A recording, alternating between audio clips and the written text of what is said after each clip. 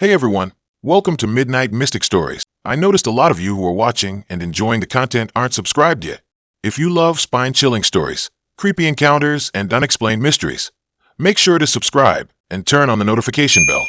It really helps the channel grow and helps us keep bringing more of the content you love. And be sure to comment below where you are tuning in from. Thank you and enjoy the video. Okay, so you know how everyone's on dating apps these days? I was too, trying to find someone cool, someone who got my sense of humor. I thought I was doing all right, swiping, matching, the usual. But then I matched with this girl, Anya, and things got weird, real weird. Her profile was pretty standard. Cute pictures, liked hiking, said she was into old movies. Nothing that screamed danger, or whatever. We started chatting, and she seemed totally normal. Maybe even a little shy. We talked about our favorite bands, the books we were reading, all the stuff you talk about when you're trying to get to know someone. After a few days, we decided to meet up for coffee.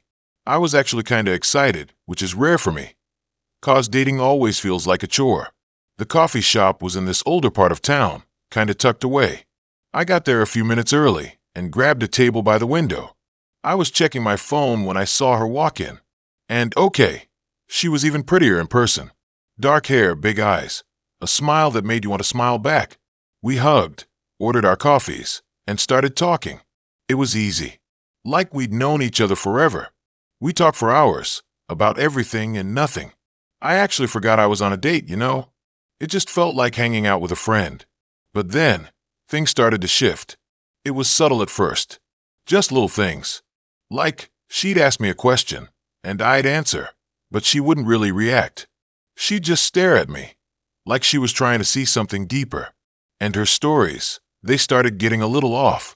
She told me about this dream she had, where she was walking through a forest, and all the trees were whispering her name. It wasn't scary exactly, but it was unsettling. Then there was the pendant she wore. It was this old, tarnished silver thing, with some kind of symbol on it. I couldn't really make it out, but it looked ancient. I asked her about it, and she just smiled and said it was a gift from her grandmother. But she didn't say anything else. She just kept smiling, that same unnerving smile. After coffee, we walked around the neighborhood for a while. We passed this old antique shop, and Anya stopped dead in her tracks. She just stood there, staring at the window. I asked her what was wrong, and she said she felt like she knew the place, like she'd been there before. But she couldn't remember when. That night, I couldn't sleep. I kept thinking about Anya, about her stories, about that pendant. I felt like I was missing something, like there was something she wasn't telling me. I tried to brush it off, tell myself I was just being paranoid, but the feeling wouldn't go away. The next day, Anya texted me and asked if I wanted to go for a hike. I hesitated for a second, but then I said yes. I figured maybe I was just overthinking things. Maybe I was just letting my imagination run wild. We met up at the trailhead and started walking. The woods were beautiful, all green and lush. But there was something heavy about the air, like something was watching us. We walked for a while in silence, just listening to the birds and the crunch of our shoes on the path. Then Anya stopped. She pointed to this old, overgrown path leading off into the trees. "Let's go this way," she said. I was hesitant. "Are you sure? That looks kinda overgrown." She just smiled. "Trust me," she said. "It's more interesting." I don't know why I agreed. I guess I was just trying to be adventurous. We started walking down the path, and the trees closed in around us. It got darker and quieter, like we were entering a different world. As we walked deeper into the woods, Anya started acting even stranger. She started humming this low, guttural tune, and she kept touching the pendant around her neck, like she was drawing power from it. Then we came to a clearing. In the middle of the clearing was this old, stone well. It was covered in moss and vines, and it looked like it hadn't been used in centuries. Anya walked over to the well and peered inside. "Can you hear them?" she asked. "Hear who?" I said, feeling a knot of dread tightening in my stomach. "The voices," she said. "They're calling to me." I took a step back. "Anya, what are you talking about?" She turned around and looked at me, and her eyes, they weren't her eyes anymore. They were dark and empty, like two black holes. I'm talking about the truth, she said. The truth about who I am. She took another step towards me, and I could see the pendant glowing faintly around her neck. I'm not who you think I am, she said. I'm something older, something powerful. I wanted to run, but my feet were frozen to the ground. I was trapped, caught in her gaze. I've been waiting for you, she said, waiting for someone to come and awaken me. She raised her hand, and the pendant started to glow brighter. And now, she said, you're here. That's when I finally broke free. I turned and ran as fast as I could. I didn't look back. I just ran until I burst out of the woods and back onto the main trail. I didn't stop running until I reached my car. I jumped inside, locked the doors, and drove away. I didn't even bother to call the cops. I just wanted to get as far away from Anya as possible. I haven't seen her since. I deleted her number, blocked her on social media, and tried to forget the whole thing ever happened. But I can't. Every time I close my eyes, I see her standing by that well, her eyes dark and empty. I still don't know what she was, or what she wanted from me. But I know one thing. I'll never use a dating app again. Here's the thing that really freaks me out, though. I was talking to a buddy about all this the other day, trying to explain why I'm basically a hermit now. And he was like, dude, Anya? You mean Anya Miller? The girl who went missing like 5 years ago. They never found her. I swear I almost passed out. I pulled up the old news articles, the photos. It was her. But it couldn't be. She was right there, on the app, talking to me. I even met her. Then I saw it. In one of the articles, buried way down, it mentioned that Anya's grandmother had passed away a few months before she disappeared. And it mentioned that she had a unique silver pendant. The pendant had never been recovered. Suddenly, a memory flashed in my head. Back at the coffee shop, when Anya told me about the pendant being a gift, she'd paused, just for a second, like she was remembering something. It wasn't her grandmother's pendant. It was Anya's, and she wasn't wearing it. I checked my coat pocket. I distinctly remembered snagging the pendant. So this is going to sound crazy, but I gotta tell someone. I swear I'm not making this up. It all started with a stupid dating app, Hinge. You know, the one that's supposed to be designed to be deleted? Yeah, right. I was bored one night, scrolling through profiles, mostly judging people's terrible photos and even worse bios. Then I saw her. Her name was Clara, and she was different. Not in a wearing a fedora and claiming to be an artist kind of way, but in a way that made my stomach flip. Her pictures were all artsy, like she was trying too hard to be aesthetic, but they were also kind of unsettling. Like, one was a close-up of her eye, but it was out of focus, and the lighting was weird, making it look almost reptilian. Another was of her standing in a forest, but her face was blurred out, like she didn't want to be recognized. Her bio was even weirder. It just said, looking for someone to explore the forgotten with. What the hell does that even mean? But for some reason, I was hooked. Maybe it was the boredom, maybe it was the mystery, or maybe I'm just a sucker for anything slightly offbeat. Whatever it was, I swiped right. She matched with me instantly. I'm talking, the second I swiped, boom, match. That should have been my first red flag, honestly. We started chatting, and she was even more cryptic in her messages. She asked me about my interests, but when I told her I liked hiking and movies, she just said, "Those are fleeting." Fleeting? What does that even mean? I tried to get her to tell me more about herself, but she always dodged the questions. She wouldn't say where she lived, what she did for work, or anything personal. All she would talk about was this forgotten place she wanted to explore. She said it was a place lost to time, a place where the veil between worlds was thin. I rolled my eyes so hard I thought they'd get stuck. I should have unmatched her right then and there, but I didn't. I was too curious. She was like a puzzle I couldn't solve, and I'm a sucker for puzzles. After a few days of this cryptic back and forth, she finally asked me if I wanted to meet. I hesitated. Everything about this girl screamed danger, but my curiosity got the better of me. I asked her where she wanted to meet, and she sent me an address. It was way out in the country, miles from anything. The address led to a dirt road that wound through a dense forest. I almost turned around a dozen times, but I kept telling myself it was just a date, and I was being paranoid. I finally reached the end of the road, and there it was, an abandoned church.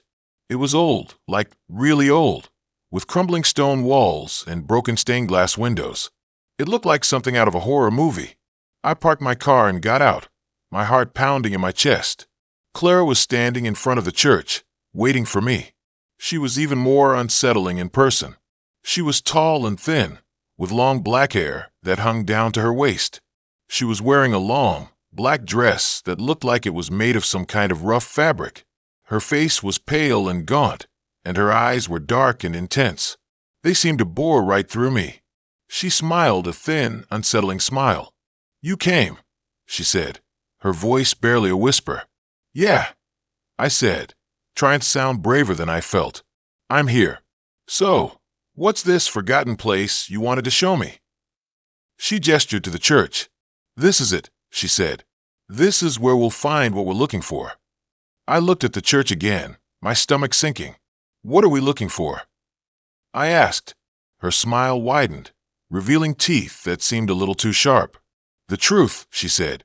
"The truth about everything." She led me inside the church. It was even creepier inside than it was outside. The air was cold and damp, and the only light came from the few remaining stained glass windows. The place smelled like mold and decay. Clara started walking towards the altar, and I followed her, my every instinct screaming at me to run. When we reached the altar, she stopped and turned to me. "Are you ready?" she asked. "Ready for what?" I said, my voice trembling. She reached into her dress and pulled out a small, silver knife. My eyes widened in horror. "Ready to see the truth," she said, and lunged at me. I screamed and stumbled backwards, knocking over a wooden chair. I turned and ran, Clara hot on my heels. I ran through the church, dodging crumbling walls and broken pews, trying to find a way out. I finally reached the front door and burst out into the sunlight, gasping for air. I didn't stop running until I reached my car. I fumbled with the keys, got in, and started the engine, my hand shaking so badly I could barely hold the steering wheel. I drove away as fast as I could, not stopping until I was miles away from that godforsaken church. I didn't sleep that night. I kept replaying the events of the day in my head, trying to make sense of it all. Who was Clara? What was she trying to do? And what was this truth she was talking about? The next day, I did some research. I looked up the abandoned church online, and I found some information about it. It turned out the church had a dark history.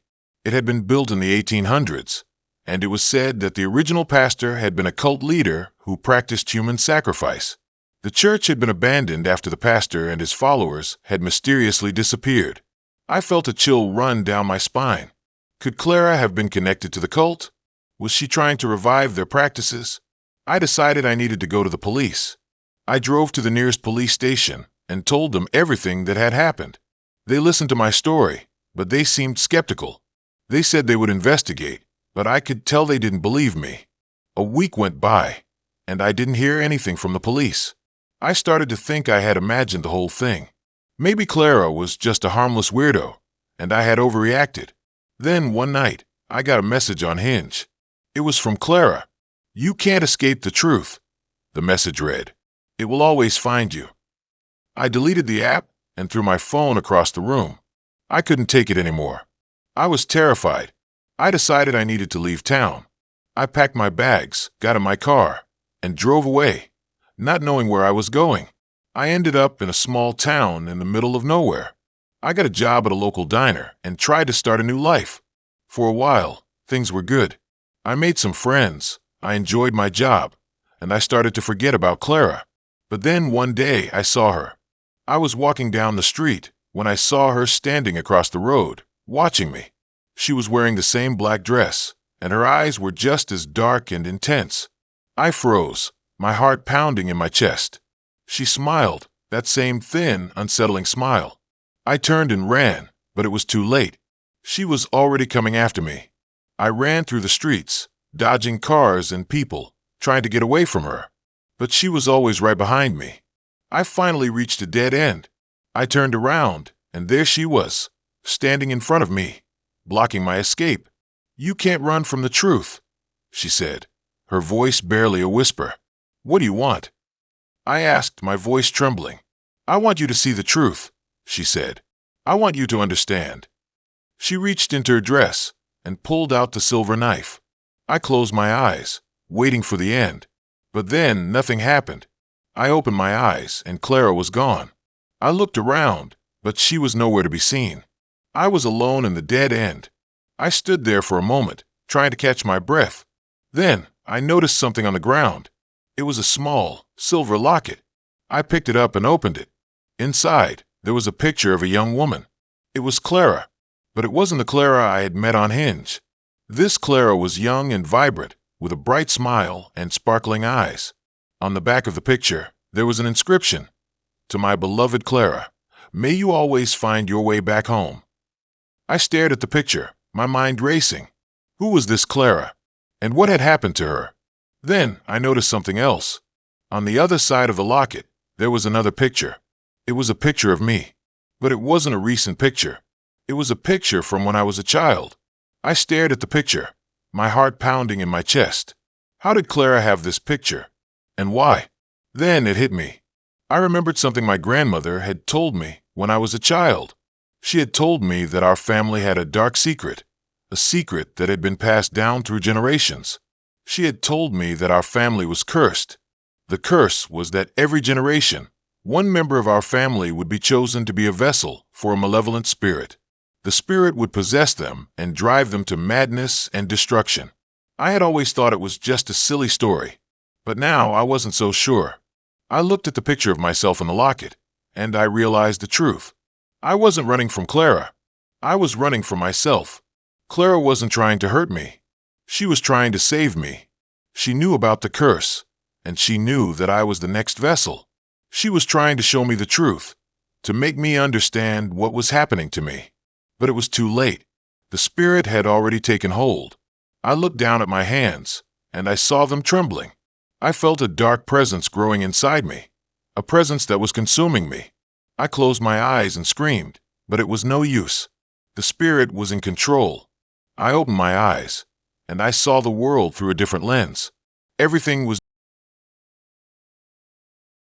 It started, like all bad decisions do, with a dating app. Hinge, to be exact. I wasn't really looking for anything serious, just someone to grab coffee with, maybe catch a movie. Kill some time.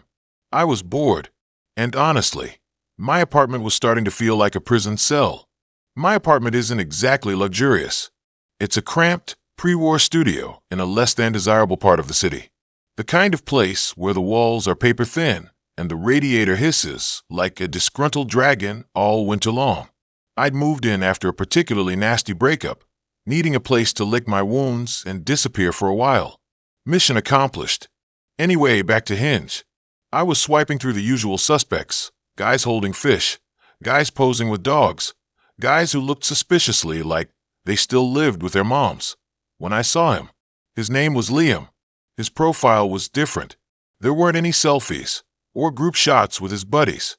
Just a few blurry landscapes and a photo of a weathered, leather-bound book. The bio was even more cryptic. Lost in the labyrinth of time. Seeking a guide. Intriguing, right? Maybe a little pretentious, but intriguing nonetheless. I was drawn to the mystery.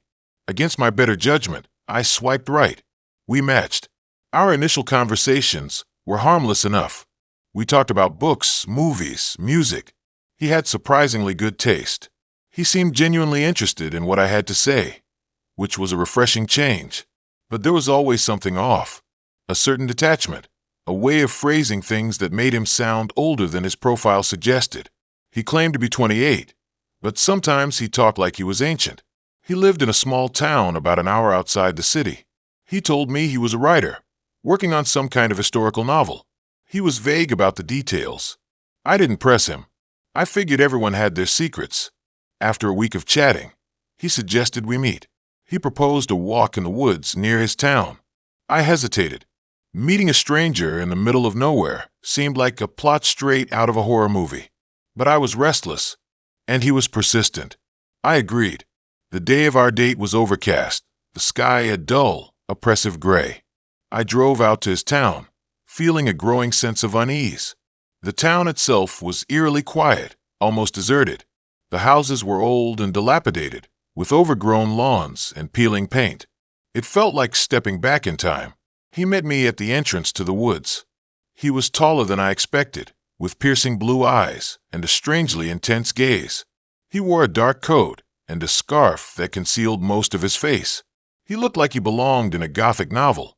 "Thank you for coming," he said, his voice low and melodic. "I thought you might have changed your mind." "I almost did," I admitted, forcing a smile. We started walking, the only sound the crunch of leaves under our feet.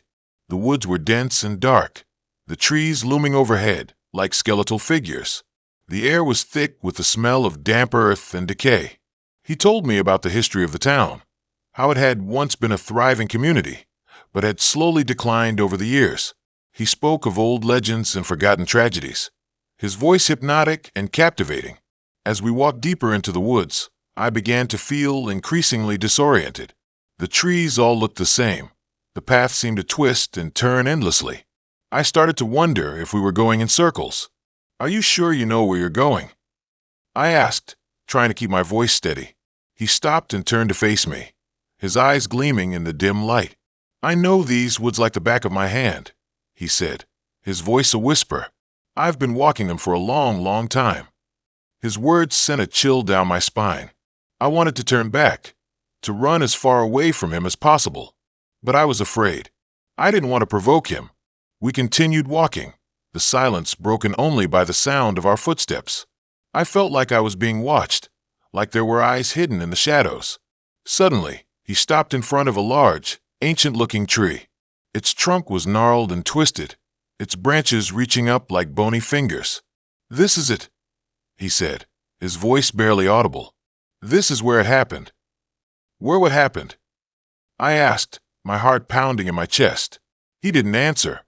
He reached into his coat pocket and pulled out something small and metallic.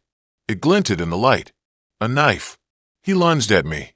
I screamed and stumbled backward, trying to get away. He grabbed my arm, his grip like iron. I struggled, kicking and scratching, but he was too strong. He raised the knife. I closed my eyes, bracing for the pain, but it never came. Instead, I heard a sickening thud, followed by a groan. I opened my eyes.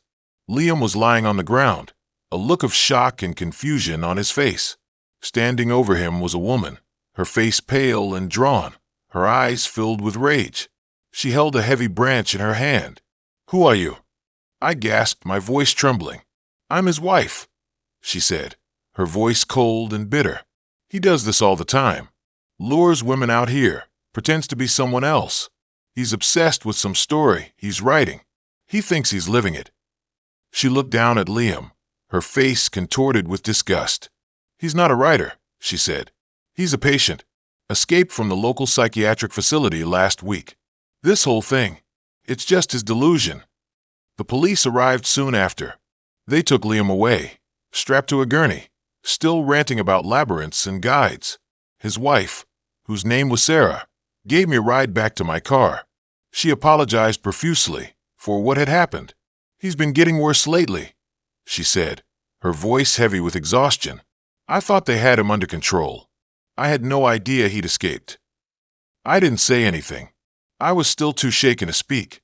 I drove back to my apartment, my hands trembling on the steering wheel.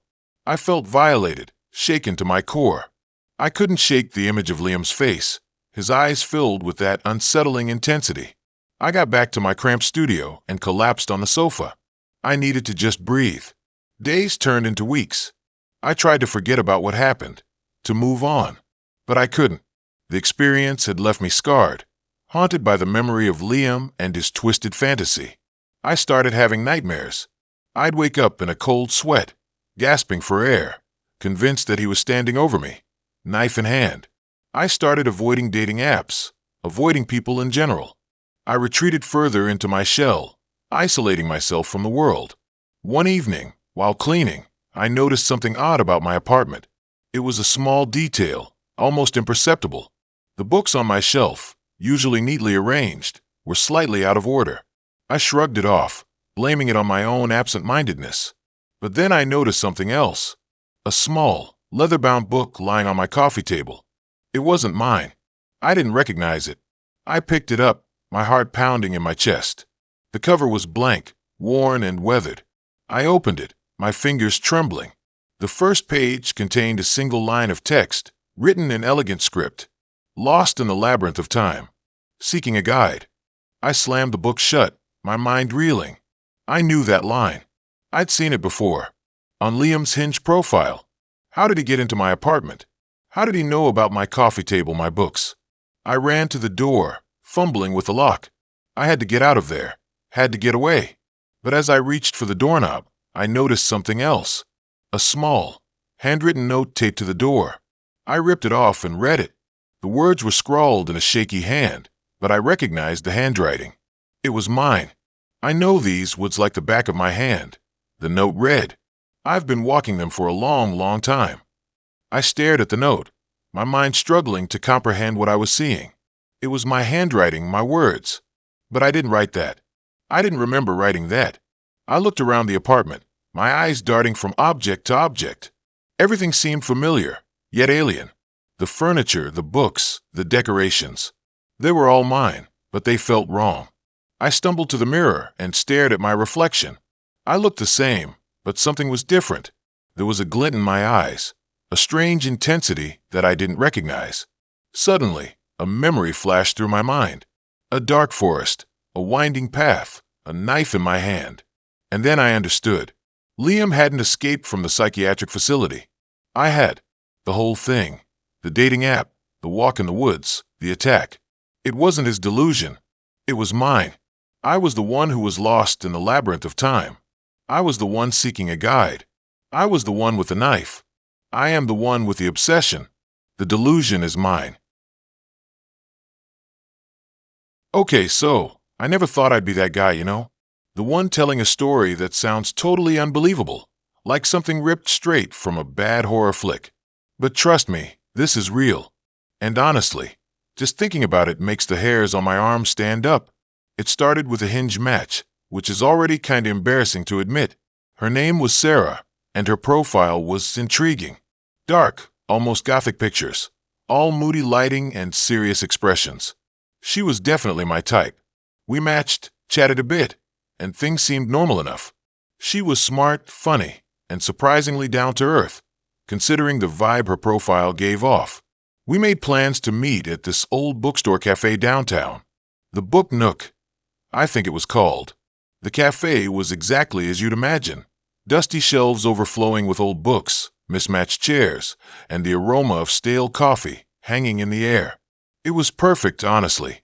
But Sarah was different in person. Her eyes were intense, like she was constantly analyzing you, trying to figure out your deepest secrets. She was beautiful, no doubt, but there was something unsettling about her, a darkness lurking beneath the surface. The date went okay. We talked about books, movies, our families, the usual first date stuff. But the whole time, I couldn't shake this feeling that she was holding something back. She kept glancing at this one particular corner of the cafe, a dimly lit area with a towering bookshelf that seemed to stretch into the shadows. After a couple of hours, she suddenly stood up. "I have to go," she said, her voice barely above a whisper. Something came up. I was a little bummed, but I played it cool. "No problem," I said. "Maybe we can do this again sometime." She just stared at me for a moment, her eyes unreadable. Then she gave a small, almost sad smile. "Maybe," she said and walked out. That was it. I didn't hear from her for a few days. I figured she just wasn't interested, and I was ready to move on. But then I got a text. "Meet me at the Book Nook. Midnight. Alone." The message was cryptic, to say the least. Part of me wanted to ignore it, to chalk it up to a weird experience and forget about Sarah. But another part, the part that always gets me into trouble, was too curious to resist. So, at midnight, I found myself standing in front of the Book Nook. The cafe was closed, of course, the windows dark and lifeless. I tried the door, and to my surprise, it was unlocked. I hesitated for a moment, a sense of dread creeping up my spine. But I pushed the door open and stepped inside. The air inside was cold and heavy, the silence broken only by the creaking of the old building. The only light came from the moon shining through the windows, casting long, eerie shadows across the room. I called out Sarah's name, but there was no response. I started to wander through the cafe, my heart pounding in my chest. The shelves seemed to loom over me, the spines of the books like watchful eyes. I kept expecting Sarah to jump out from behind a bookshelf, but nothing happened. Then I saw it, a note lying on one of the tables. It was written in a shaky hand, the ink smeared in places. "The back room," it read. "Find the back room." I had no idea what she was talking about. I didn't remember seeing a back room during our date, but I started searching, running my hands along the walls, looking for a hidden door or a secret passage. Finally, I found it. Behind the towering bookshelf in that dimly lit corner, there was a small, almost invisible door. It was hidden so well that I probably wouldn't have noticed it if I hadn't been specifically looking for it. I took a deep breath and opened the door. The room behind it was small and cramped, filled with old, dusty furniture. In the center of the room, there was a single chair, and on the chair, there was a book. The book was bound in dark leather, with no title or markings on the cover. I picked it up, my hands trembling. As I opened it, a wave of cold air washed over me, and the room seemed to grow even darker. The pages of the book were filled with strange symbols and diagrams. I couldn't understand any of it, but there was something inherently disturbing about the writing. It felt evil. As I flipped through the pages, I started to feel a presence in the room. It was like something was watching me, breathing down my neck. I could feel the hairs on my arms standing up, and my heart was pounding in my chest. Suddenly, the door slammed shut behind me, and the room was plunged into complete darkness. I screamed, dropping the book to the floor. I fumbled for the doorknob, but it wouldn't turn. I was trapped. I started to panic, banging on the door, yelling for help. But no one came. The room was soundproof, or something. My voice just echoed back at me, mocking my desperation. As I stood there, trapped in the darkness, I started to hear things. Whispers, barely audible, coming from all directions. They seemed to be speaking in a language I didn't understand, but I could sense the malice in their tone. Then I saw it. A pair of eyes, glowing in the darkness. They were small and beady, and they seemed to be getting closer. I screamed again, backing away from the eyes. The eyes were attached to a creature, a grotesque figure that seemed to be made of shadows and nightmares. It was tall and thin, with long, spindly limbs and a face that was twisted into a permanent sneer. The creature lunged at me, and I fell to the floor, scrambling backwards. It was getting closer, its glowing eyes burning into my soul. I knew I was going to die. Then, just as the creature was about to reach me, the door suddenly burst open, and Sarah stepped into the room. She was holding a flashlight, which she shone directly into the creature's face. The creature recoiled, hissing and screeching, and then it vanished into the shadows. Sarah rushed over to me, helping me to my feet. "Are you okay?" she asked, her voice filled with concern. I was still shaking, my body trembling with fear. What was that?" I stammered. Sarah sighed. "It's a long story," she said, "but let's just say that this bookstore has a history, and that book, it's a key to something very dangerous." She explained that the bookstore was built on an old burial ground, and that the book contained a ritual that could open a portal to another dimension. She said that she had been trying to protect the book, to keep it out of the wrong hands. "But why did you lure me here?" I asked. She hesitated for a moment, then said, "Because I needed your help. I needed someone I could trust, someone who wouldn't be afraid to face the darkness." I was still confused, but I was also starting to understand. Sarah wasn't just some weird girl from Hinge. She was something else entirely.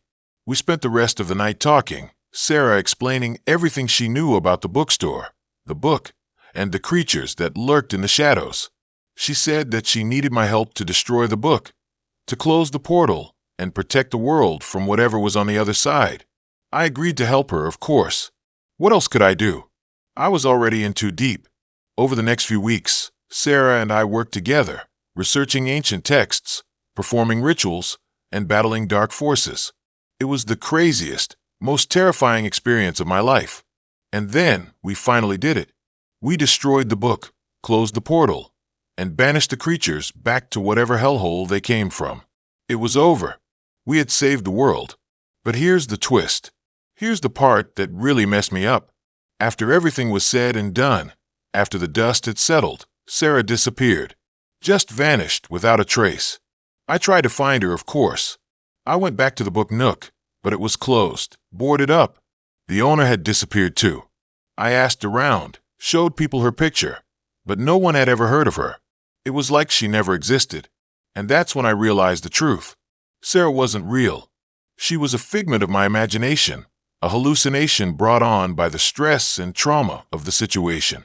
The book, the creatures, the portal, it was all in my head. I had been battling my own demons, my own fears, and I had created Sarah as a way to cope.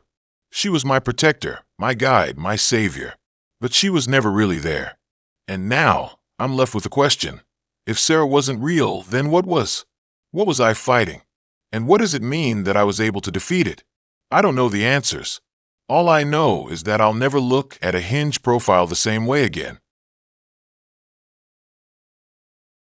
This is kinda messed up, and I'm still trying to figure out what to make of it. I'm not usually one for ghost stories or anything, but this whole thing with the Hinge match has me seriously rethinking everything. It's like something out of a trashy horror movie, but it happened to me, and it's still creeping me out. It started like any other dating app adventure. Swiping, a few awkward messages, then Sarah. Her profile was pretty basic. Cute pictures, liked hiking, blah blah blah. But something about her eyes. They seemed really intense, like she was looking right through the screen. I know, cheesy, right? But that's honestly what drew me in. We matched, exchanged a few messages, and she seemed cool, if a little reserved. We decided to meet up for coffee. Nothing crazy, just a casual first date. She suggested this place downtown, a little cafe tucked away on a side street. I'd never even noticed it before, which was weird since I'm always wandering around that area. When I got there, she was already waiting. She looked even better in person, but that intensity in her eyes was still there. It was like she was constantly observing something, or someone, just over my shoulder. We ordered our drinks and started chatting. She was definitely interesting. Smart, funny, but also a little off. She kept asking me weird questions, stuff like, "Do you ever feel like you're being watched? And what's the scariest thing that's ever happened to you?" I tried to play it off, thinking she was just trying to be quirky, but it was starting to make me uncomfortable. Then she started talking about her apartment. She said it was an old place, really cheap rent, which should have been a red flag right there. She mentioned that strange things had been happening ever since she moved in. Doors creaking open on their own, shadows in the corners of her eyes, that kind of thing. I brushed it off as old building quirks, but she insisted it was something more. She told me she thought the apartment was haunted. By what? She didn't know. But she said she could feel a presence, something cold and malevolent. I was getting ready to make an excuse and leave, but then she said something that made me pause. She said she'd been having dreams about someone, a man, standing in the corner of her bedroom, just staring at her. And she said the man looked familiar. That's when she looked straight at me. Her eyes narrowed and said, "He looks a lot like you." Okay, that was enough. I choked down the rest of my latte, mumbled something about having to be somewhere, and practically ran out of the cafe. I felt like I was being followed, like those eyes were still on me, even though she was inside. I tried to forget about it, chalked it up to a bad date with a weird girl, deleted her number, unmatched her on Hinge, the whole 9 yards. But the feeling of being watched wouldn't go away. I started seeing shadows in my own apartment, hearing noises in the middle of the night. I couldn't shake the feeling that I was losing my mind. A few weeks went by, and I started to relax a little. Maybe I was just being paranoid. Maybe Sarah was just a really good storyteller. But then, I got a message from an unknown number. It was a picture of me, asleep in my bed. My blood ran cold. I scanned the photo, trying to figure out how someone could have taken it. My windows were closed, my doors locked. There was no way anyone could have gotten in without me knowing. Then I noticed something in the corner of the photo. A shadow. A dark, indistinct shape lurking in the corner of my bedroom, just like Sarah had described. I called the police, showed them the picture. They took a report, but they didn't seem to take me seriously. They said it could be a prank, or maybe I was just imagining things. I knew it wasn't a prank. I knew something was wrong. I started staying at friends' places, afraid to go back to my apartment. I tried to track down Sarah, but her Hinge profile was gone, and I couldn't find any trace of her online. It was like she'd vanished. One night, I was staying at my buddy Mark's place. We were watching TV, trying to take my mind off things, when I got another message from the unknown number. It was another picture. This time, it was a picture of Mark, asleep on the couch, and in the corner of the photo, the same shadow. I freaked out. I woke Mark up, showed him the picture. He was just as freaked out as I was. We spent the rest of the night huddled together, terrified. The next day, I decided I had to do something. I couldn't keep running. I had to find out what was going on. I went back to the cafe where I'd met Sarah. I talked to the barista, showed him her picture. He didn't recognize her. I asked him about the cafe, if he knew anything about its history. He told me that the cafe used to be something else, a boarding house, decades ago, and that there had been rumors of a murder, a man who had killed his wife in a fit of rage. The man was never caught, and the boarding house was eventually shut down. That's when it hit me. The man in Sarah's dreams, the man in the shadows, it wasn't me. It was someone who looked like me, someone from the past. I did some digging, searching through old newspaper articles and historical records. And then I found it, a picture of the man who had committed the murder. He looked exactly like me. It was uncanny. I went back to my apartment, armed with this new information. I didn't know what I was going to do, but I knew I couldn't run anymore. I walked through the door, my heart pounding. The apartment was dark and silent. I turned on the lights, and that's when I saw it. The shadow. It was there, in the corner of my living room, just like in the pictures. But this time, it wasn't a shadow. It was a figure, a man, standing in the corner, staring at me. I froze, paralyzed with fear. The man started to move, slowly, deliberately. He raised his hand, and I saw something glint in the light. A knife. I braced myself for the attack, waiting for the inevitable. But then, something unexpected happened. The man stopped. He looked at me, his eyes filled with confusion. He lowered the knife and said, in a voice that sounded strangely familiar, "Who are you?" I was stunned. I didn't know what to say. He took a step closer, his eyes searching mine.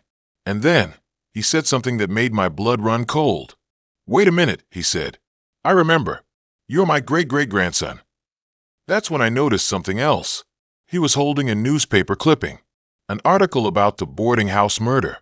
And in the picture of the victim, the woman he had killed, was a woman who looked identical to Sarah. Turns out, Sarah was my cousin, descended from the murdered woman's side of the family. She was trying to warn me, to protect me from the cycle of violence that seemed to be repeating itself in our family. The haunting wasn't a haunting at all. It was a family history project gone horribly, horribly wrong. The messages and photos were all her, staged, in a misguided attempt to scare me away from my apartment. I'm still trying to process everything. I don't know if I believe in ghosts or not, but I do know that family history can be a real horror show. I haven't spoken to Sarah since, and honestly, I'm not sure I want to. It happened a while ago, but I still get the creeps thinking about it. It all started with my friend Maya bugging me to get on Hinge. I'm not usually one for dating apps. They always feel kinda fake. But Maya was relentless, saying I needed to put myself out there after my breakup. Fine, I caved. I downloaded the app, threw up a few decent photos, and wrote some dumb bio about liking pizza and bad puns. What could go wrong, right? Wrong. So wrong. I started swiping, mostly just to shut Maya up. Most of the guys were the usual suspects, gym selfies, holding fish they definitely didn't catch, quoting The Office. Then I saw him. His name was Liam, and his profile was different. No cheesy photos, no generic bio. Just a couple of pictures of him traveling. One in Iceland with the northern lights blazing behind him, and another hiking in some forest I couldn't place. He was cute, in a quiet, thoughtful way. And his prompt answers were actually interesting. Not just the same tired jokes everyone else used. I swiped right. We matched. Ugh. We started chatting. And he was even more intriguing than his profile suggested. He was smart, funny, and genuinely seemed interested in getting to know me. We talked about everything. Our favorite books, our weirdest dreams, our biggest fears. He had this way of making me feel like I was the only person in the world when we were talking. It was kinda intoxicating. After a week of nonstop texting, he asked me out. I was hesitant. Something about him felt off. I couldn't put my finger on it. But there was this underlying sense of unease that I couldn't shake. But Maya was practically bouncing off the walls with excitement, telling me I was being ridiculous and needed to just go for it. So I said yes. He suggested meeting at this old bookstore downtown. It was called the Book Nook, and it was supposedly this hidden gem with tons of rare and out-of-print books. Sounded kinda cool, actually. The night of the date, I was a nervous wreck. I spent hours trying to decide what to wear, redoing my makeup like a million times, and questioning every single decision I'd ever made. When I finally got to the Book Nook, I was already 15 minutes late. The bookstore was even creepier than I imagined. The building was old, with a faded brick facade and dusty windows. The sign above the door was barely legible, and the whole place seemed to be shrouded in shadows. I took a deep breath and pushed open the creaky door. Inside, it was even darker. The air was thick with the smell of old paper and dust, and the only light came from a few dim lamps scattered around the room. The shelves were overflowing with books, stacked haphazardly in every direction. It felt like stepping back in time. I spotted Liam standing near the back of the store, browsing through a shelf of what looked like antique encyclopedias. He turned around when he heard me, and he smiled. He was even more attractive in person.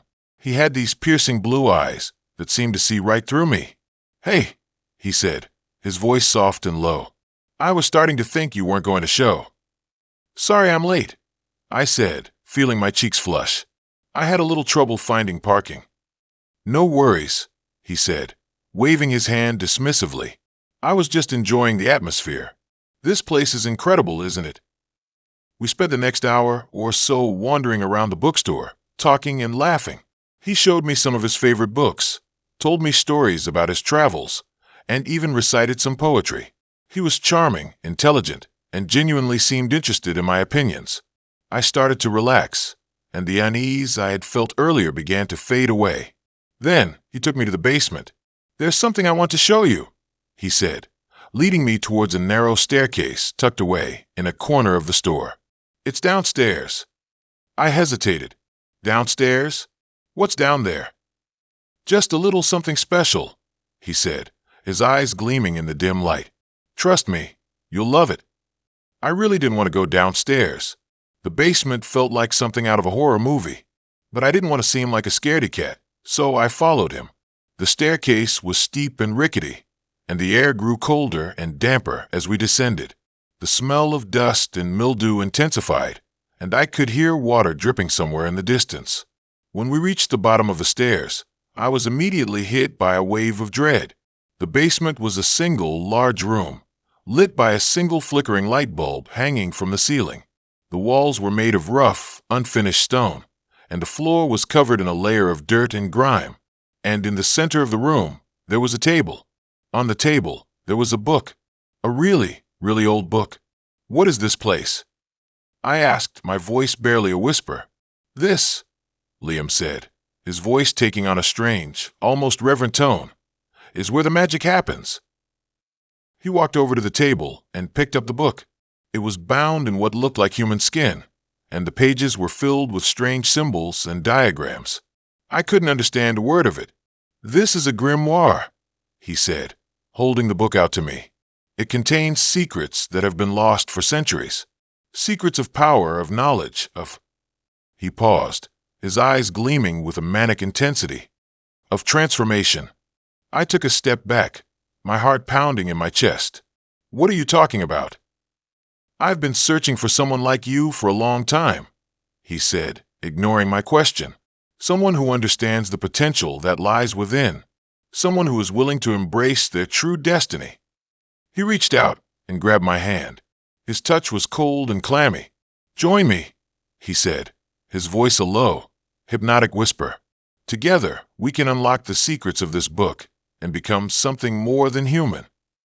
I yanked my hand away and turned to run, but he grabbed my arm. His grip was surprisingly strong. "You can't leave," he said, his voice now hard and menacing. "You're part of this now. You were chosen." I struggled against his grip, but he wouldn't let go. He dragged me towards the table, towards the book, towards the darkness. Then the lights went out. I screamed. When the lights came back on, Liam was gone. I was alone in the basement, standing next to the table, the book lying open in front of me. I didn't know how I got there. I didn't know where Liam went. All I knew was that I had to get out. I ran back up the stairs, out of the bookstore, and into the night. I didn't stop running until I was safely back in my apartment. I locked the door, closed the blinds, and curled up in bed, shaking uncontrollably. I couldn't shake the feeling that I was being watched, that Liam was still out there, somewhere. I never went back to the book nook. I deleted my Hinge account.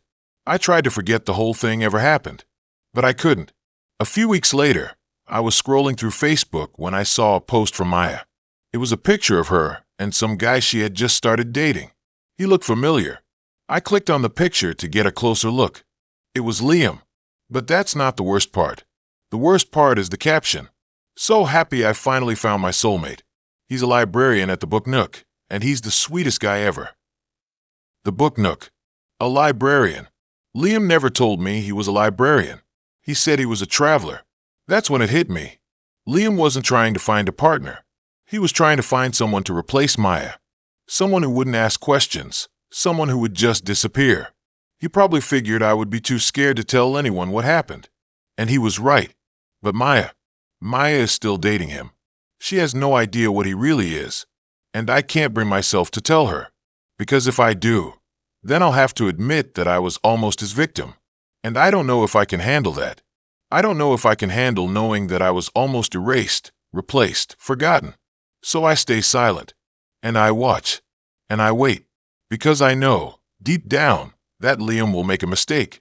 He always does. And when he does, I'll be ready. I'll be ready to protect Maya. I'll be ready to stop him, even if it means facing my own worst nightmare. You know how sometimes you do stupid stuff when you're bored? Yeah, that's pretty much how this whole thing started. I was scrolling through Hinge, totally aimless, when I saw her profile. Sarah, 24, teacher. Basic, right? But something about her eyes, they were this really intense shade of blue, like the ocean right before a storm. And her bio was just a single line, seeking genuine connections. I know, cringe. But boredom, man, it's a powerful drug.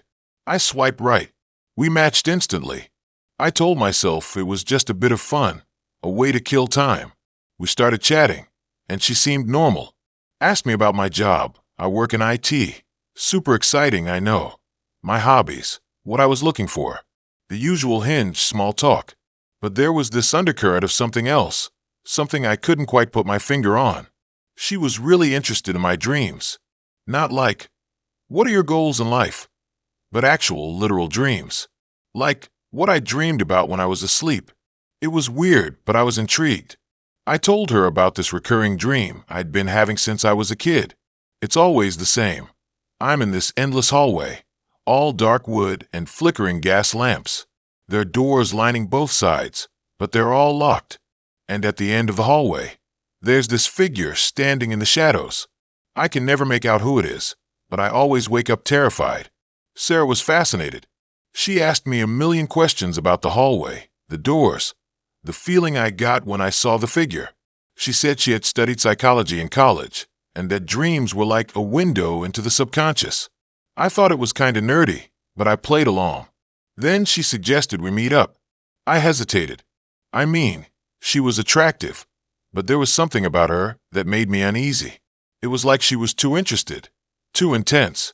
But again, boredom, man, and a little bit of curiosity. We met at this coffee shop downtown. She was even prettier in person, but those eyes were even more intense, like they were looking right through me.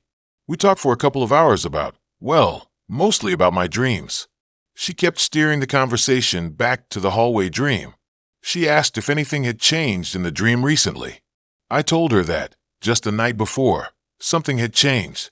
For the first time, one of the doors in the hallway was slightly ajar.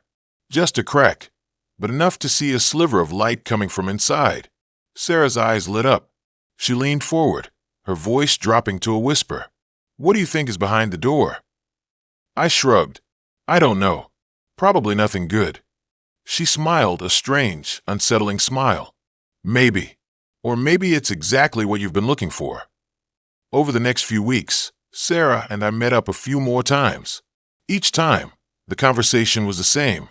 My dreams, my fears, my deepest insecurities. She was like a therapist, but way more invasive. She dug into my childhood, my relationships, everything. It felt like she was trying to unlock something inside me. And then the dreams started to change. The hallway became more vivid, more real. I could feel the cold air on my skin, smell the musty odor of the old wood. The figure at the end of the hallway seemed closer, more defined. I could almost make out its face. And the door, it was opening wider and wider each night. One night, I dreamt that I walked down the hallway and pushed the door open. Inside, there was a room filled with mirrors. Mirrors on the walls, the ceiling, the floor. And in each mirror, I saw a different version of myself. Some were happy, some were sad, some were angry. But they were all me. I woke up in a cold sweat, my heart pounding in my chest. I told Sarah about the dream the next time we met. She listened intently, her eyes never leaving mine. "What did you feel when you saw all those versions of yourself?" she asked. I hesitated. Scared, I admitted. Like I was losing myself. She nodded slowly. "Maybe you are." That's when things started to get really weird. I started having trouble distinguishing between my dreams and reality. I would wake up in the morning and not be sure if something had actually happened or if it was just a dream. I started to question my sanity. I tried to distance myself from Sarah, but she wouldn't let me. She kept calling and texting, insisting that we needed to talk, that she could help me understand what was happening. I eventually gave in and agreed to meet her one last time. We met at a park on the outskirts of town. It was a gloomy, overcast day. The park was deserted. Sarah was waiting for me by the lake. She looked different. Her eyes were even more intense than usual, almost glowing. She was wearing a long, flowing dress that seemed to shimmer in the dim light. "I know what's happening to you," she said, her voice low and hypnotic. "You're unlocking your true potential. You're becoming more than you ever thought possible." I stared at her, confused and terrified. "What are you talking about?" "The hallway," she said. "It's not just a dream. It's a gateway to other realities, other versions of yourself. And you're about to cross over." She reached out and took my hand. Her touch was cold and clammy. "Come with me," she said. "I'll show you the way." I pulled my hand away. "No," I said. "I don't want to go anywhere." Her face hardened. "You don't have a choice," she said. "It's already happening." Suddenly, the ground started to shake. The sky turned black. The trees around us began to twist and contort. I felt a strange pull, like I was being sucked into a vortex. I closed my eyes and braced myself for the worst. When I opened them again, I was standing in the hallway. The dark wood, the flickering gas lamps, the endless rows of locked doors. It was exactly as I had always dreamed it. But this time it was real. I turned around and saw Sarah standing behind me. She was smiling. "Welcome," she said. "Welcome to your new life." She gestured towards the end of the hallway. The figure was still there, standing in the shadows. But this time I could see its face. It was me, but not the me I knew. This me was older, wiser, more powerful. He had seen things, done things that I couldn't even imagine. He held out his hand. "Come," he said. "Join me." I took a step forward, and then another. I was drawn to him, to the promise of power, of knowledge, of something more. But as I got closer, I noticed something else, something that made me stop in my tracks. Behind him, in the shadows, I saw another figure, a small, frail figure, cowering in the corner. It was Sarah.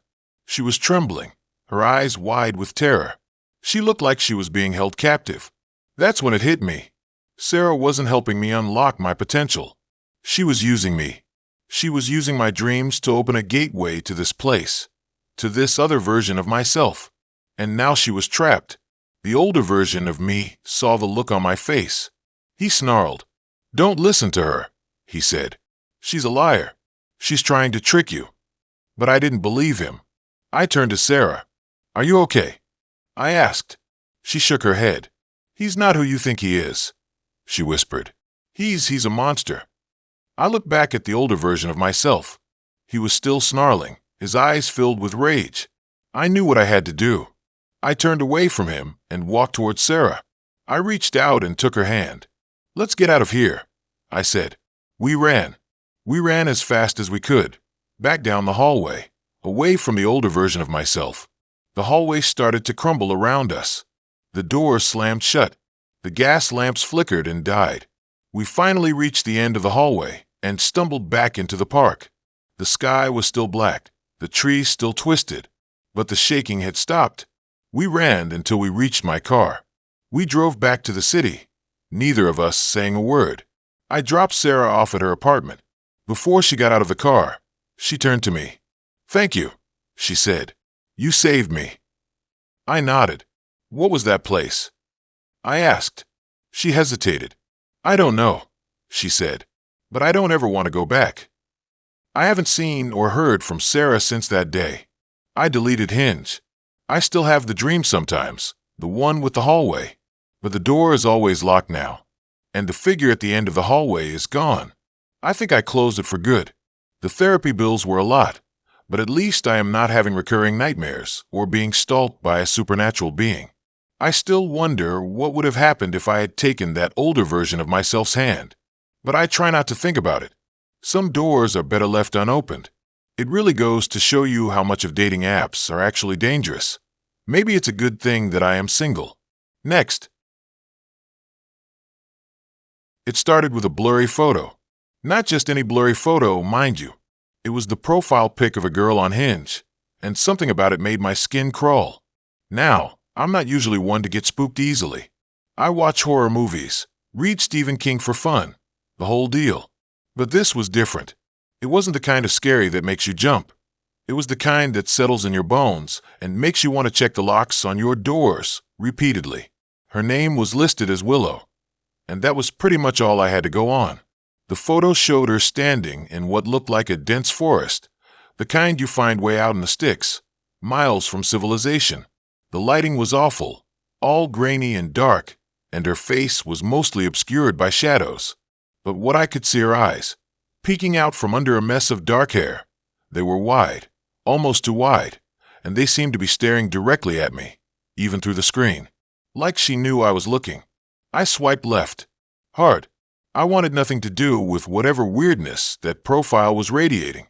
But that was just the beginning of my problems. I figured that was the end of it, right? Wrong. Dead wrong. Over the next few days, I started seeing her everywhere. Not physically, thankfully, but online. She kept popping up in my Hinge feed, even though I'd swiped left. I even blocked her profile, but somehow, she'd reappear with a slightly different username, a slightly different blurry photo, but always with those same damn eyes. It got to the point where I was afraid to open the app. I'd get this knot in my stomach, anticipating her showing up. I tried deleting my profile, creating a new one with completely different information, even using a different phone. Nothing worked. Willow always found me. Then things started getting weirder, like reality was glitching. I live in a pretty standard apartment building downtown. Nothing special, but it's in a good location and I've never had any problems. But suddenly, I started noticing things off. One morning, I woke up and found a small pile of leaves on my doorstep. Just dry, dead leaves, like someone had swept them up from outside and dumped them there. I live on the 5th floor. There are no trees on my balcony. Another time, I came home from work and the hallway smelled like damp earth and rotting wood. It was a heavy, suffocating smell that made my head spin. It was gone the next day. And then there were the dreams. I started having these incredibly vivid, disturbing dreams about being lost in a dark forest. I was always running, always terrified, always feeling like I was being watched. And in the distance, I could always see those eyes, Willow's eyes, just watching me. The worst part was, the forest in my dreams felt familiar, like I'd been there before, like it was a place I was supposed to be. I tried to tell my friends about it, but they just laughed it off. Sounds like you need a vacation, man, one of them said. Maybe lay off the horror movies for a while. But I knew it wasn't just a movie, and it wasn't just a dream. This was something real, something sinister. One night, I woke up in a cold sweat. The image of Willow's eyes burned into my brain. I couldn't shake the feeling that she was getting closer, that she was somehow breaking through the digital barrier and into my real life. I got out of bed and walked to the window, peering out at the city lights below. The street was quiet, empty. But then I saw it. Across the street, standing in the shadows of a parked car, was a figure. It was too dark to make out any details, but I could feel those eyes on me. I knew it was her. I stumbled back from the window, my heart pounding in my chest. I grabbed my phone and called the police, but when they arrived, they couldn't find anyone. They searched the area, checked the security cameras, but there was no sign of anyone matching my description. They told me I was probably just seeing things, that I was stressed out and sleep-deprived. They were probably right, but that didn't make me feel any better. I knew she was out there, waiting. I started sleeping with a baseball bat next to my bed. I changed my locks. I even considered moving, but I didn't know where to go. Where could I go to escape someone who seemed to exist only in the digital realm? Then one day, I got a message on Hinge. It was from Willow. The message contained only one word: found. I froze. I didn't know what to do. I wanted to scream, to run, to hide, but I was paralyzed with fear. I looked around my apartment, every shadow seeming to deepen, every creak of the building sounding like footsteps. I felt like I was trapped in a nightmare, and there was no way out. Then, I noticed something on my desk. A small wooden box. I didn't recognize it. I didn't remember ever seeing it before. I cautiously approached the box and opened it. Inside, nestled on a bed of faded velvet, was a photograph. It was an old photograph, black and white, faded and cracked with age. It showed a group of people standing in front of a large, imposing house. I didn't recognize the house, but the people looked vaguely familiar. And then I saw her, standing in the back row, partially hidden by a taller man, was a young woman with wide, dark eyes. It was Willow. But then I looked closer at the man standing in front of her. My blood ran cold. It was me. Not me now, but me younger. Much younger. Maybe 10 or 12 years old. I stared at the photograph, my mind reeling. I didn't understand. How could I be in this picture? Who were these people? And what did any of this have to do with Willow? I flipped the photograph over and saw something scrawled on the back in faded ink. Blackwood Asylum, Family Reunion, 1998. Blackwood Asylum. The name sounded familiar, but I couldn't quite place it. Then it hit me. My parents never talked about my childhood before the age of 12. If I asked, they'd say I had a bad fall and suffered from amnesia. I always thought it was weird, but I never pushed it. Blackwood Asylum was a mental institution that had been shut down years ago after a series of scandals and allegations of abuse. And it was where I had spent the first 12 years of my life. The truth crashed down on me like a tidal wave. I wasn't just being haunted by a random girl from Hinge. I was being haunted by my past. Willow wasn't just a name. She was a part of me. A repressed memory, a forgotten trauma, a dark secret that had finally resurfaced. The forest in my dreams wasn't a random place. It was real. It was behind the asylum. The woman in the photograph was the therapist who died in the asylum fire. The fire which I started. I looked at the message from Willow again. Found. She hadn't found me. I had found her. I had found myself. I looked around my apartment, no longer seeing shadows and monsters, but the empty canvas of my own mind. The real horror wasn't out there. It was in here. I finally understood. Willow wasn't coming for me. She was me. Okay, check this out. Something seriously messed up happened last year, and I still can't totally wrap my head around it. Figured I'd write it down, maybe get it off my chest, even if it sounds totally insane. It all started with Hinge, of all places. So, there I was, swiping through profiles like you do. You know, the usual. Trying to find someone decent, someone with at least a semi-interesting bio and a smile that didn't look totally forced. Then I saw her. Her name was Amelia, and her profile picture was different.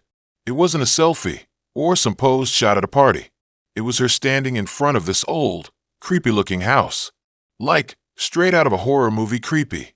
The house was all dark wood, with these weird, pointed windows, and vines crawling all over it.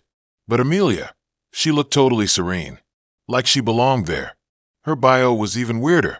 It just said, searching for someone who understands the pull of the old ways.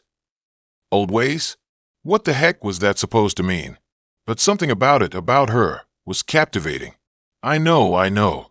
Red flags everywhere, but I swiped right anyway. And she matched. We started chatting, and she was fascinating.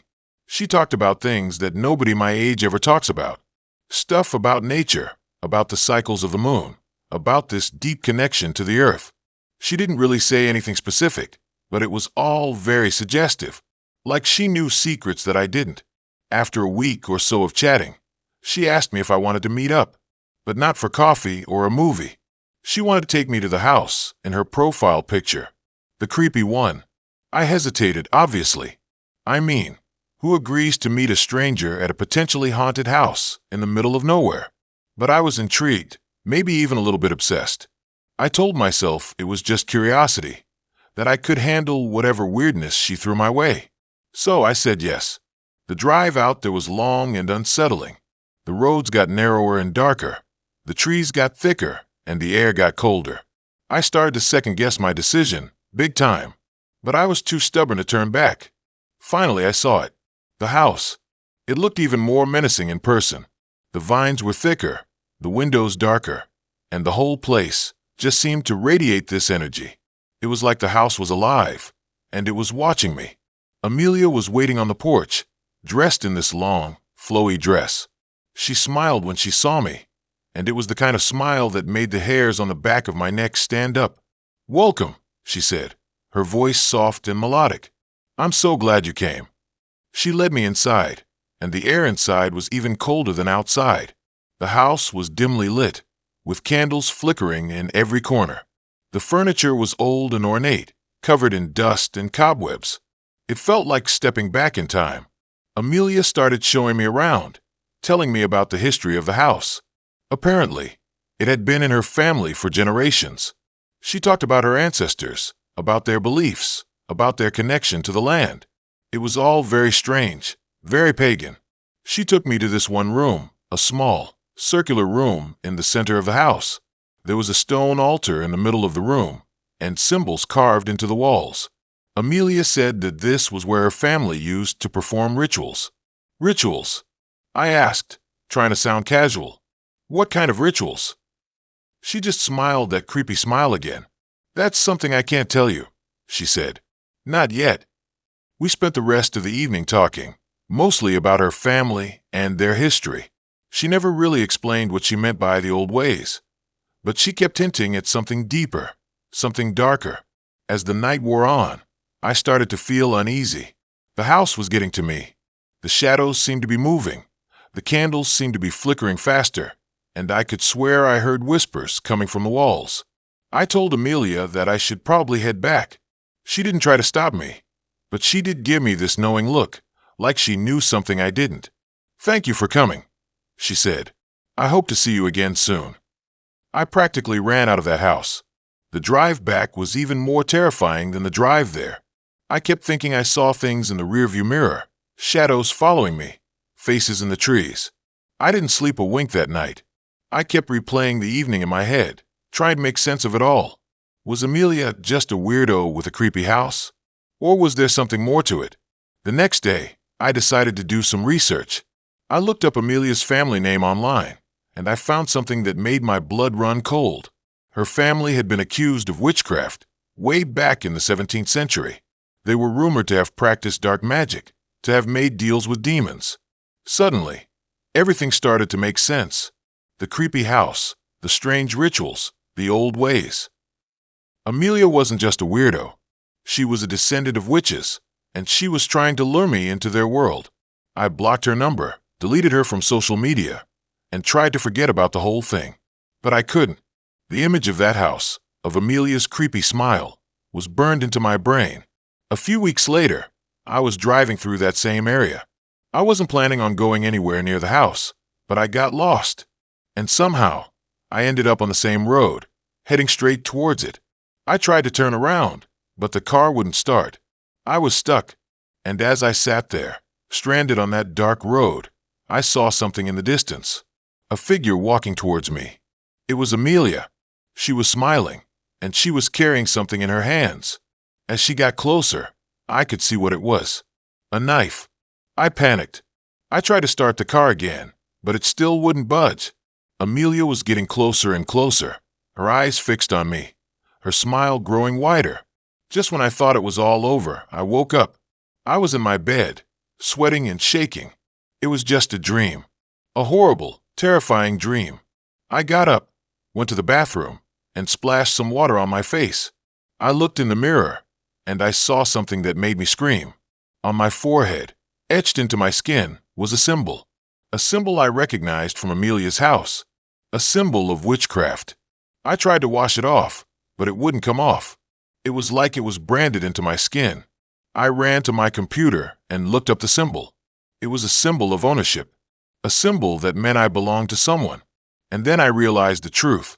The whole thing wasn't just a dream. It was real. Amelia had used magic to mark me, to claim me as her own. I don't know what she wants from me, or what she plans to do with me. But I know one thing. I'm terrified. I'm trapped, and I can't escape. I'm still here, writing this down. The symbol is still there. Every night, I dream of the house, of Amelia, of the knife. But it's not the dreams that scare me the most. It's the feeling that she's watching me, always watching. I can feel her presence, even when she's not there, like a cold hand on my shoulder. The other day, I found something else. In my wallet, tucked away behind my driver's license, was a small, dried flower. I didn't remember putting it there. It was a flower I'd seen growing in the garden outside Amelia's house. A flower she had given me. A flower I now suspect, imbued with some kind of spell. I tried to burn it, but it wouldn't burn. It just turned black and brittle, but the flower itself remained intact. It's like everything I do to try and break free only pulls me in deeper. It's a suffocating feeling, like being trapped in a nightmare you can't wake up from. I don't know what else to do. I just hope someone believes me. What do you think? I gotta tell you about this seriously messed up thing that happened last year. I'm still trying to wrap my head around it, and honestly, writing it all down feels kinda like therapy, but also like I'm poking a sleeping bear. You know, the kind you definitely shouldn't poke. It all started with Hinge. Yeah, I know, cliché, right? But I was bored, lonely after moving to this new town, Ashwood, a place that's way too quiet for its own good. I figured, why not? I mean, everyone else seemed to be finding the one, or at least someone to Netflix and chill with.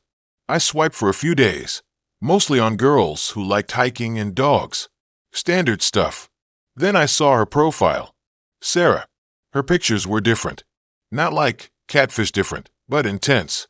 She had these eyes that just seemed to look right through you. Dark hair, pale skin, and a smile that didn't quite reach those eyes. Her bio was short, just looking for someone who appreciates the beauty and the unusual. Creepy, right? But for some dumb reason, I swiped right, and she matched. We started chatting, and she was even weirder online than in her profile. She asked a lot of questions about my dreams, my fears, my deepest regrets. Stuff you don't usually talk about with someone you met on a dating app. But I was drawn to her, like a moth to a flame, even though every instinct I had was screaming at me to run. She suggested we meet at this coffee shop on the edge of town. It was called the Raven's Brew, which should have been my first clue that something was seriously off. It was tucked away in this old, run-down building with boarded-up windows and a general vibe of abandon all hope, ye who enter. When I saw her there, sitting at a small table in the back, I almost turned around and bolted. She looked even more intense in person. The coffee shop was dim, lit by these flickering candles that made her face look even more ghostly. The air felt heavy, like something was pressing down on me. We talked for hours, or at least it felt like hours. She spoke about things I didn't understand, about hidden histories and forgotten rituals, about the thin places where the veil between worlds was weak.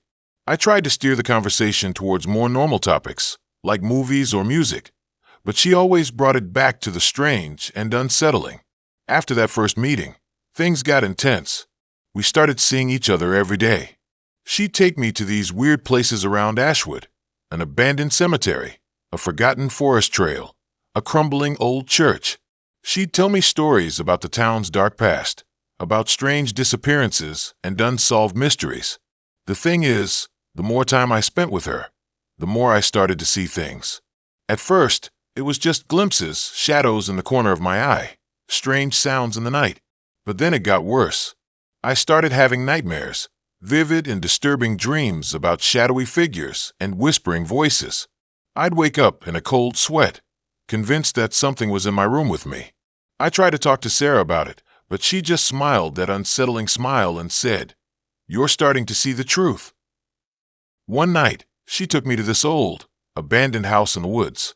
It was completely overgrown with vines and weeds, and the roof was partially collapsed. She told me it was the site of some kind of sacrifice. A long time ago, she said, people had performed rituals there to appease some ancient entity. She led me inside, and the air instantly felt colder, heavier. The house was filled with dust and cobwebs, and the floorboards creaked with every step. She took me to the basement, which was even darker and more oppressive than the rest of the house. In the center of the basement, there was a circle drawn on the floor in what looked like dried blood. Sarah knelt down and started chanting in a language I didn't understand. Her voice was low and guttural, and it sent a chill down my spine. I wanted to leave, to run as far away from that place as possible, but I was frozen in place, unable to move. As she chanted, the air around us started to shimmer, and I could feel a presence in the room, something ancient and malevolent. Then, she stopped chanting and turned to me, her eyes glowing in the darkness. "It's time," she whispered. "It's time to complete the ritual." I finally found my voice, a strangled whisper. "What are you talking about?" She smiled, that same unsettling smile. "You were chosen, a sacrifice to appease the entity." Panic surged through me. I tried to run, but she grabbed my arm, her grip surprisingly strong. She dragged me towards the circle, and I struggled against her, but it was no use. She pushed me into the circle, and as I landed, I felt a jolt of energy pass through me. The room began to spin, and I could hear voices, whispers all around me, getting louder and louder. Then, everything went black. I woke up in my own bed, covered in sweat. The sun was streaming through the window, and the birds were singing. It had all been a dream. Right. I got up and went to the bathroom. I looked in the mirror, and my blood ran cold. There, on my forehead, was a small, circular mark, exactly like the one drawn on the floor in the basement. I freaked out, of course. I spent the next few days trying to figure out what was going on. I researched the history of Ashwood, looking for any mention of sacrifices or rituals. I even went back to the abandoned house, but it was just as I remembered it. Overgrown, dilapidated, and abandoned. I tried to find Sarah, but she was gone. Her phone was disconnected, and her apartment was empty. It was like she had vanished into thin air. I started to wonder if I had imagined the whole thing. Maybe it was just a really vivid dream, fueled by too much caffeine and too little sleep. Maybe the mark on my forehead was just a birthmark I had never noticed before. But then, a few weeks later, I got a message on Hinge. It was from Sarah. "Thank you," it said. "The ritual is complete. The entity is pleased." I deleted the app, changed my number, and moved out of Ashwood. I haven't been back since. But sometimes, late at night, I still hear the whispers, and I still see the shadows in the corner of my eye. I don't think I will ever feel safe again. The weirdest thing? A few months after I left, I saw a news article about Ashwood. Apparently, the town was booming. New businesses were opening, property values were soaring, and everyone was saying it was the best place to live. It was like the town had been blessed. I guess the entity was pleased, just like Sarah said. But then I found out the truth. I logged into my other account and saw Sarah. She had changed her age to 17, and she was looking for another sacrifice. Okay, so listen to this, right? It's something that happened last year, and honestly, I still get freaked out thinking about it. I was bored, scrolling through Hinge. You know how it is, just killing time. I wasn't really expecting anything to come of it, just swiping left and right, judging people like it's an Olympic sport. I saw this guy, Liam. He was cute, I guess, in a kind of broody, artistic way. He had this intense stare in all his photos, like he was trying to see right through you. His profile was pretty minimal, just a few photos of him hiking, one where he was playing guitar, and a weird, blurry picture that looked like it was taken in an abandoned building. I normally wouldn't swipe right on someone that mysterious, but something about him, maybe it was the boredom, maybe it was the challenge, made me do it. We matched. He messaged me almost immediately, which was a little too eager, but whatever. We started chatting, and he was different. He wasn't all about the usual small talk. He asked me these really deep, kind of unsettling questions, like what my biggest fear was, or if I believed in the supernatural. At first, I thought he was just trying to be interesting, but the more we talked, the more I realized he was genuinely fascinated by this stuff. I told him I worked as a barista in this small cafe downtown. Nothing exciting. He seemed weirdly interested in that, asking about the people I saw, the atmosphere, if I ever felt like I was being watched. I brushed it off as him being quirky, but a little seed of unease started to plant itself in my mind. We decided to meet up. He suggested this old bookstore on the outskirts of town. It was a place I'd never even heard of, tucked away on a quiet street. He said it was his favorite spot, full of hidden treasures and forgotten stories. Red flag, right? But I was intrigued. Stupidly intrigued. The bookstore was even creepier than I imagined. It was dark, dusty, and smelled like old paper and something else I couldn't quite place. The owner was this really old lady who looked like she hadn't slept in about a decade. She just stared at me when I walked in. Not a word, nothing. Liam was already there, browsing the shelves in the back. He looked different in person, more intense. His eyes seemed darker, and he had this nervous energy about him that I hadn't noticed online. We walked around the bookstore for a while. He kept pointing out these really bizarre books, ones with titles like Necromancy for Beginners and The Language of the Dead. I tried to laugh it off, but he was dead serious. He then started talking about this project he was working on, something about researching local folklore and urban legends. He said he'd been digging into the history of the town and had found some really disturbing stories. He wouldn't tell me specifics, just that it involved a series of unsolved disappearances that dated back to the 19th century. The more he talked, the more uncomfortable I became. The atmosphere in the bookstore was getting to me, too. It felt like we were being watched. I kept getting this prickly feeling on the back of my neck, like someone was standing right behind me, breathing down my neck. We left the bookstore after about an hour. I was relieved to get out of there. The air outside felt cleaner, lighter. I told Liam I had to get going, that I had an early shift the next day. He seemed disappointed, but he didn't push it. Over the next few weeks, Liam became more and more obsessed with his research. He would text me constantly, telling me about the latest discoveries he had made. He started sending me pictures of old documents and newspaper clippings, all related to the disappearances. The images were grainy and disturbing, often featuring portraits of the missing people, their faces frozen in expressions of fear and confusion. I tried to distance myself from him, but he was persistent. He'd show up at the cafe where I worked, unannounced, and just sit there, staring at me. It was unnerving. I started feeling like I was being followed. I'd catch glimpses of him in the crowd, watching me from across the street. One night, I got a text from him that really freaked me out. It was a picture of my apartment building. He'd captioned it, "I know where you live." I called the cops. They took a report, but they said there wasn't much they could do since he hadn't actually threatened me. They told me to block his number and avoid him. Easy for them to say. I stayed with a friend for a few days, but eventually, I had to go back to my apartment. I changed the locks, installed a security system, and tried to convince myself that I was just being paranoid. But then, I started having nightmares. Vivid, terrifying dreams where I was being chased through dark, twisting corridors. In my dreams, Liam was always just behind me, his eyes burning with an unnatural intensity. I'd wake up in a cold sweat, heart pounding, convinced that he was in the room with me. One night, I woke up to a strange noise coming from outside my window. It sounded like someone was scratching at the glass. I peeked through the blinds and saw him standing in the alleyway below, staring up at my window. He was holding something in his hand, but I couldn't make out what it was. I called the cops again. They arrived a few minutes later, but Liam was gone. They searched the area, but they couldn't find him. I was terrified. I knew I couldn't stay in my apartment anymore. I packed a bag and drove to my parents' house, a few hours away. I stayed there for a few weeks, trying to recover from everything that had happened. I stopped checking Hinge. I stopped going downtown. I just wanted to forget about Liam and his creepy obsession. Eventually, I decided to go back to my apartment. I figured enough time had passed, and maybe he had moved on. The first few days back were uneventful. I started to relax, thinking that maybe I had overreacted. Then, one evening, I found something strange in my mailbox. It was a small, antique key.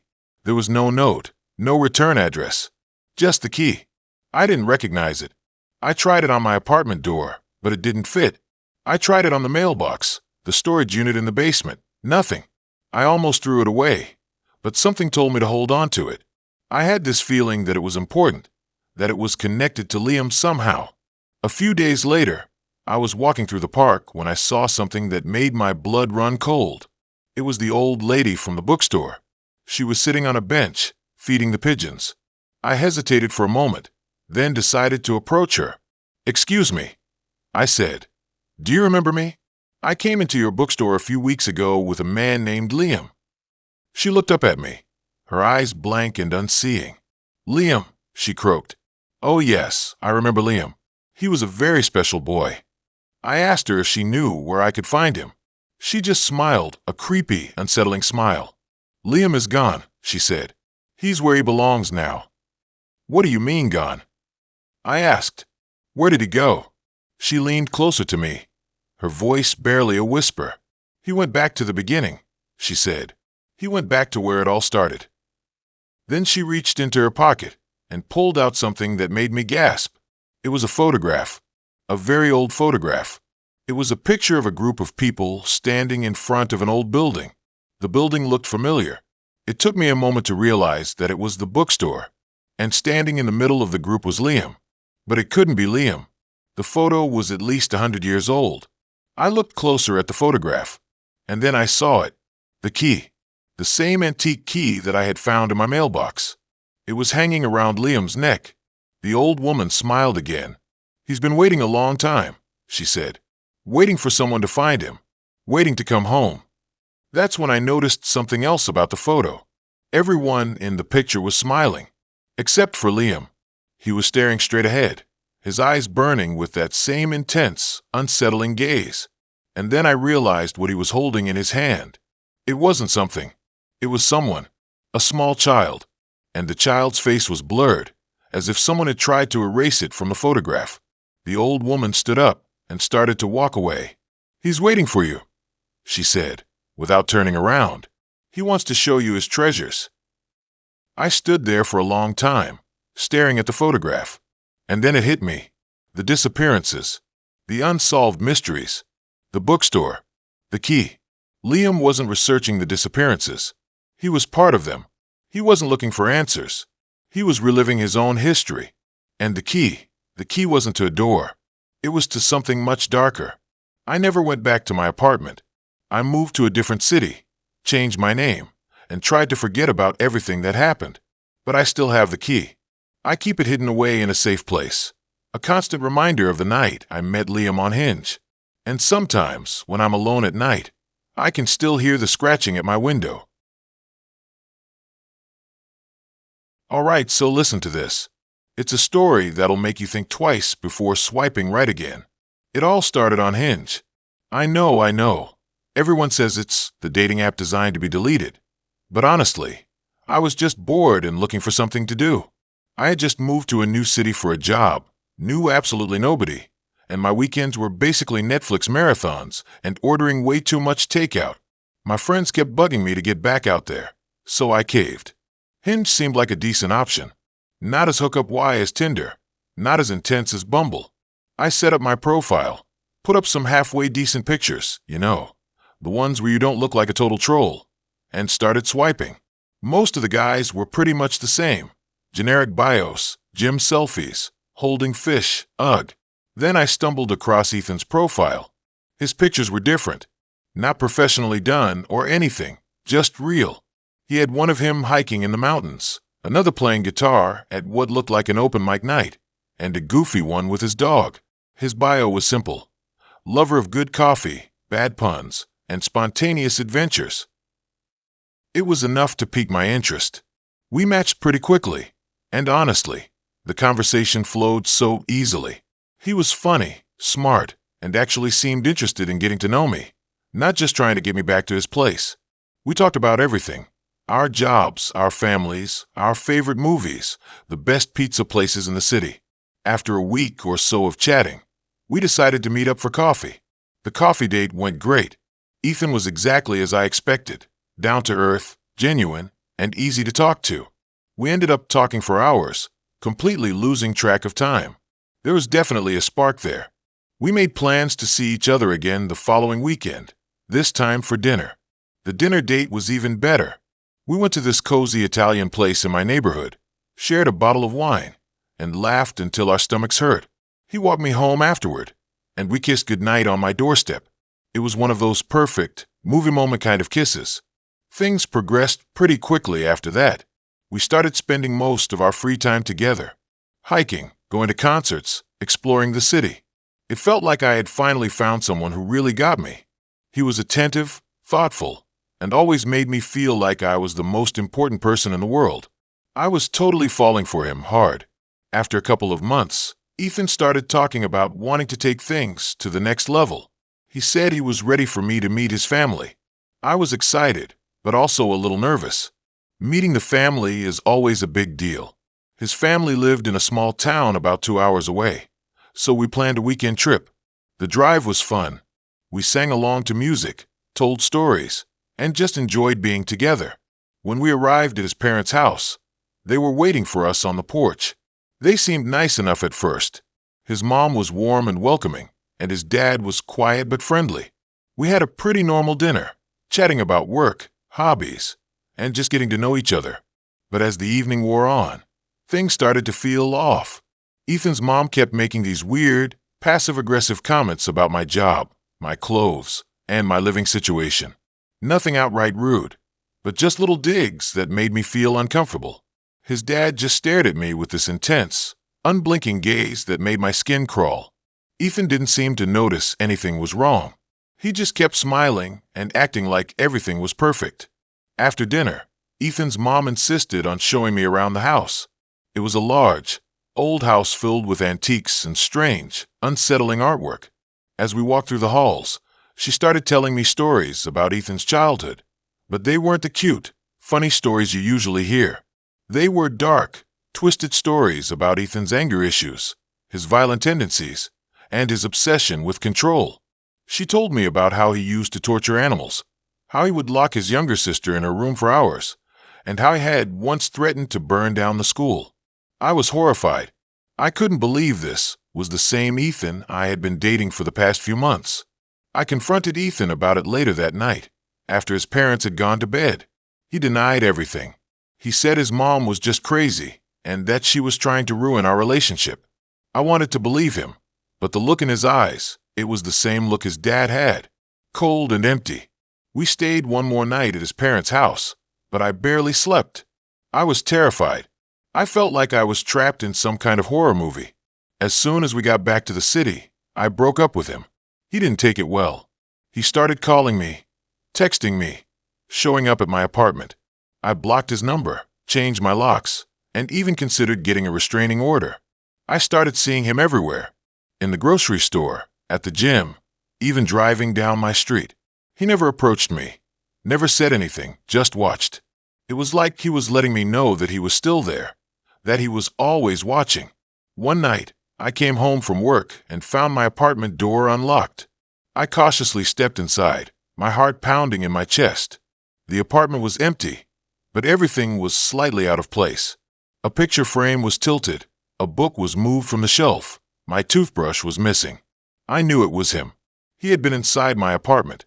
I called the police, but they said there was nothing they could do without any proof. They told me I was probably just being paranoid. I didn't feel safe in my apartment anymore. I started staying at my friend's place. After a few weeks, I decided to move. I found a new apartment in a different neighborhood, a place that Ethan would never be able to find. Or so I thought. A few months later, I was walking home from work when I saw him again. He was standing across the street, watching me. He smiled. It wasn't a friendly smile. It was the smile of someone who knows they have you right where they want you. That's when I realized I had made a huge mistake. I had let a stranger into my life, someone who was hiding a dark and twisted secret. I had ignored the red flags, dismissed my instincts, and put myself in danger. I had no idea what he was capable of, but I knew that I had to get away.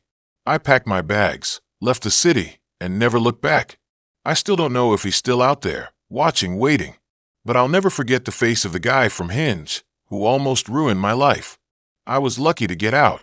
I just wish I knew the danger I was in until it was too late.